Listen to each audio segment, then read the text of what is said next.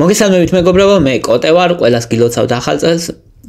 პირველ რიგში ჯანმრთელობის წელი იყოს ყველასთვის. როცა ჯანმრთელობა არის, დანარჩენისთვის ბრძოლა შესაძლებელია, თავისუფლებისთვისაც, ბედნიერებისთვისაც, ყველაფრისთვის, ასე რომ ყველაფერი ჩვენზე დამოკიდებული, მთავარია გქონდეს ჯანმრთელობა, ამიტომ ჯანმრთელობას გისურვებთ. და დღეს ვისაუბრებ 5 სამედიცინო გარღვევაზე, რომელიც მოსალოდნელია 2025 წელს, ან წელს უკვე. და რაზეც უნდა ვიცოდეთ. პირველი არის რუსებმა განაცხადეს მოკლედ, რომ შექმნეს უნივერსალური ვაქცინა სიმსივნის და 2025-ში უკვე ხელმისაწვდომი იქნება პაციენტებისთვის და ამბობენ, რომ ამ სიმსივნებს უშველისო.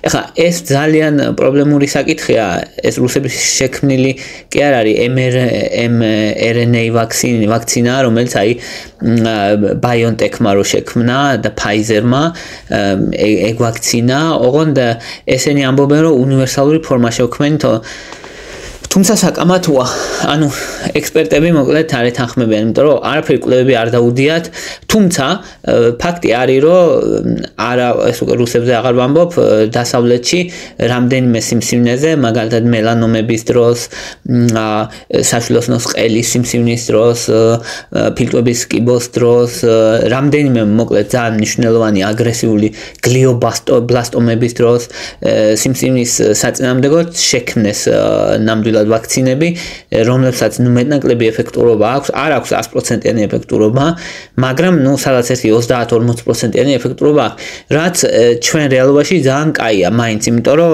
ისეთი აგრესიული სიმსივნები, რომელიც თქვათ თვეების განმავლობაში ადამიანს ღუპავს, მაგ შემთხვევაში, როცა რამდენიმე წელი ემატება ადამიანს, ეგეც დიდი საქმეა და ეგ თავის მხრივ ნიშნავს კიდე რომ შედარებით ახლოს ვართ, თუმცა ან რუსები რასაც ამბობენ ახლა, ეგ ცოტა რეალისტური არ მგონია, რომ ანუ ეგ ამბობენ, რომ ეს მეშვეობით რამდენიმე საათში დავადგენთ რომელი უნიკალურ მუტაციას და მე ამ მუტაციის საწინააღმდეგო ვაქცინას შევქმნით ძალიან მალე და ასე უმკურნალებთ ყველას ნებისმიერ სიმსივნეს. სინამდვილეში მომავალი ეგაა, მეც ვიტყოდი კი, რომ ანუ კარგად ჟღერს ეგ და ეგრე იქნება სავარაუდოდ მომავალში, მაგრამ ამ ეტაპზე ძალიან დიდ სირთულებთან არის ყველაფერი დაკავშირებული, ან ტექნიკური სირთულეებია და კვლევებიც აჩვენებს, რომ მაშინაც კი როცა ესეც ქმნი 100%-იანი ეფექტურობა არ გაქვს, ამიტომ ცოტა გადამეტებულია ეგ მტკიცება, რაც აქვთ, მაგრამ მაინც იმედის მომცემია. ნახოთ, აბა აგერ იქნება აღდგომა და ხვალე რა კვლევებს დადებენ და რა იქნება, გამოჩნდება მშვენივრად და მაგის მიხედვით ვიმსჯელოთ. თუმცა პრინციპს მე ვეთანხმები, მაგრამ სამწუხაროდ არაფერი კვლევები არ გამოუქვეყნებიათ, არ გამოუქვეყნებიათ მტკიცებულებები, რაზეც დაყრდნობით ამბობენ მაგას, ამიტომ ეგ ძალიან ის არის საკამათოა, როგორ უნდა დაუჯერო ახლა მაგას. ახლა მეორე მნიშვნელოვანი სიახლე არის brain computer interface ეძახიან, ანუ ესე ვთქვათ იმპლანტირებადი ჩიპები ან დაკავშირება ტვინის კომპიუტერთან. აი Neuralink-ი აკეთებს მაგას და საკმაოდ მოსალოდნელია, რომ ეგ გაუმჯობესდება მოკლედ 2025-ში. და მოსალოდნელია, რომ მნიშვნელოვანი დაავადებები, მაგალითად სიყრუე, სიბრმავე, პარკინსონი და ესეთი დაავადებები ნელ-ნელა დამარცხებული გახდება აი ამ ინტერფეისთან დაკავშირებით მიხედვით, ანუ ტვინის მგრძნობელობას, ან სენსორულ ინფორმაციის გადამუშავებას გაუმჯობესებს აი ეს დაკავშირებული ჩიპები და იმპლანტები, რომელიც რაც მეტი დრო გავა, ნაკლებ და ნაკლებ ტრამვული იქნება და ტვინის ოპერაციას არ დაჭირდება. ძალიან მარტივად დაკავშირდება ტვინთან. ხა ამაზე ძალიან ბევრი ფილმია გადაღებული და ალბათ იცით კიდევაც ესენი და ესეც რეალისტურია, ანუ არაფერი მან ის არ არის, რა ქვია,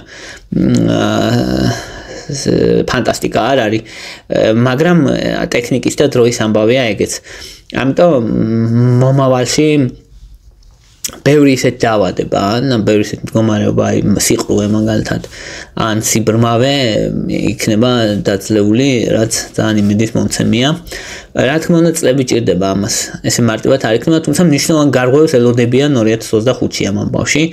მნიშვნელოვან დაკავშირებას თავის ტვინის და კომპიუტერის პირდაპირ. მესამე სიახლე გვაქვს ალცჰეიმერის დაავადების მკურნალობაში.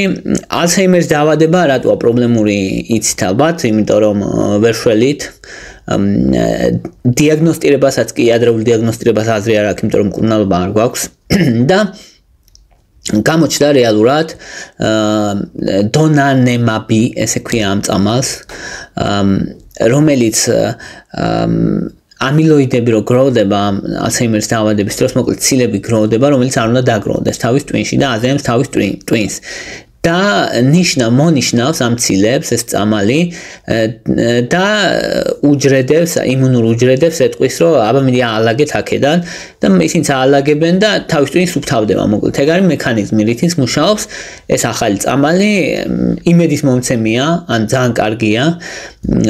ბევრ შემთხვევაში, მოკლედ, მაგალითად გეტყვით, რომ რო აკვირდებოდნენ ჯგუფს 49%-ში პაციენტებისა შეაჩერა პროგრესირება იმისი ალცჰეიმერის დაავადების, მაშინ როცა პლაცებო ჯგუფში დაახლოებით 29% იყო ეს მაჩვენებელი. ან სადღაც სუფთა ეფექტურობა 22% ჰქონდა პაციენტების 22%-ში. სუფთა ეფექტურობა, რაც ძალიან კარგია მაინც. ეს არ არის საუკეთესო და ეს შორს დგას საუკეთესოსგან, მაგრამ მაინც ძალიან კაია. და ერთ-ერთი მნიშვნელოვანი გარღვევაა ესეც მედიცინაში, რომელიც პრინციპში, ხო, და ეს მესამე ფაზის კვლევები თავრდება და საბარაუდოდ 2025-დან უკვე აქტიურად იქნება გამოყენებული ეს წამალი პაციენტებში მაღალი ალბათობით, მოკლედ. და კარგი ის არის, რომ ამ შემთხვევაში აზრი მიეცემა ალცჰეიმერის დაავადების ადრეულ დიაგნოსტიკას, მათ შორის სკრინინგსაც, რაც მალე აღმოაჩენ, მით მეტად დაიწყებენ ამით მკურნალობას და მით მეტად შეაჩერებენ პროგრესიას, რაც ძალიან დიდი რამეა. მეოთხე მნიშვნელოვანი გარღვევა არის პანკრეასის კიბოს დიაგნოსტირება სისხლის ტესტით. ეხლა რა იყო პრობლემა და რატოა ეს მნიშვნელოვანი? პანკრეასის კიბო არის ერთ-ერთი ყველაზე აგრესიული კიბო, რომელიც მკურნალობაც არის ძალიან ძნელი. საბედნიეროდ ეს არ არის ხშირი სიმსივნე, მაგრამ ძალიან ძნელია მისი მკურნალობა. ძალიან ძნელი კი არა, არ გვაქვს მკურნალობა რეალურად, მით უმეტეს როცა დიაგნოსტირება ხდება, უმეტეს შემთხვევაში მესამე-მეოთხე სტადია, ანუ მეტასტაზები უკვე არის და მისი ამ დაავადების კონტროლი ძალიან ძნელია, მოკლედ ეგ დიდი პრობლემაა მედიცინაში. და ახალი სისხლის ტესტი, რომელიც შეცვლილ დნმ-ს ეძებს ამ სისხლში, სიმსივნე გამოყოფს შეცვლილ დნმ-ს და მისით ხდება დიაგნოსტირება, მაღალი სპეციფიურობა აქვს მოკლედ ამ ტესტს, ანუ იპოვის ამ სიმსივნეს ადრეულ სტადიაში და ადრეულ სტადიაშივე თუ მკურნალებ, დაახლოებით 10 ჯერ იზრდება ადამიანის გადარჩენის შანსი. სადღაც 5 წლიანი გადარჩენა პანკრეასის კიბოს აქვს 11% დაახლოებით და ამ შემთხვევაში ვარაუდობენ, რომ დაახლოებით 10 ჯერ გაუმჯობესდება ეს რიცხვი. ზოგჯერ თორე ნაკლებჯერ. ამიტომ ჯამში ძალიან დიდი მნიშვნელობა აქვს ამასაც და პირველ ეტაპზე დაინერგება იმ ადამიანებში, ვისაც ოჯახური ისტორია აქვს პანკრეასის კიბოსი, მაგალითად ოჯახის წევრები ყავდა, ან წინაპრები ესე, ან დიაბეტი, ან პანკრეატიტი და მერე დროთა განმავლობაში უკვე შესაძლებელია, რომ როგორც სკრინინგი ეგრე იყოს და პოპულაციაში ვთქვათ რაღაცა ასაკისებით გაკეთდეს როგორც სკრინინგი, მაგრამ ეგ დროის ამბავია ეგეც. და მეხუთე მნიშვნელოვანი გარღვევა, რაც ცვლილებით არის გაფანტული სკლეროზის ვაქცინა. გაფანტული სკლეროზი ერთ-ერთი პრობლემური დაავადება, ავტოიმუნური დაავადება, როცა მიელინს თავს ესხმის, მიელინი არის დამცავი შრე ნერვების და ნერვების დამცავ შრეს, რომელიც ჩვენ გვჭირდება, ჩვენი ნერვები იყოს დაცული, მაგას თავს ესხმის ჩვენივე იმუნური სისტემა და ანადგურებს და ესე ადამიანი პროგრესულად კარგავს ნერვებს რა, ანუ ნერვები ზიანდება დრო და დრო. და შემდეგ ადამიანს უჭირთ სიარული, შეიძლება ხედველობის პრობლემა ქონდეს, შეიძლება სუნთქვის პრობლემა ქონდეს და ეს სხვა მნიშვნელოვნად უზიანდებათ ორგანიზმში ნერვები და ფუნქცია. და ეს ახალი წამალი მონიშნავს როგორც უსაფრთხოდ, აი ამ უჯრედებს, რომელსაც იმუნური სისტემა თავს ესხმის, მონიშნავს როგორც უსაფრთხოდ და re-educate ქვია ამას, რომ როცა იმუნურ სისტემას ასწავლის, რომ ეს არის საკუთარი ორგანიზმის ნაწილი და თავს არ უნდა დაესხას. და ეგ კიდევ ერთ-ერთი მნიშვნელოვანი ძალიან დიდი გარღვევაა.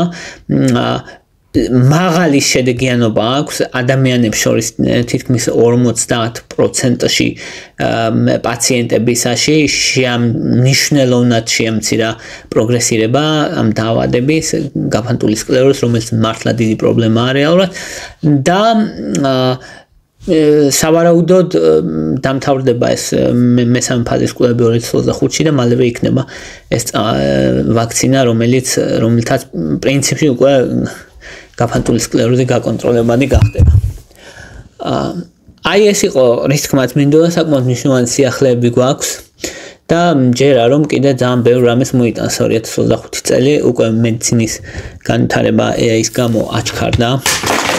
მაღალი სიჩქარით ვითარდება მედიცინა, რაც ძალიან კაია და ნახოთ რას მოგვიტანს, რა სიახლეები გვექნება და რა გველის წინ 2025-ში კიდევ ერთხელ მრავალ ახალ წელს დაესწარით.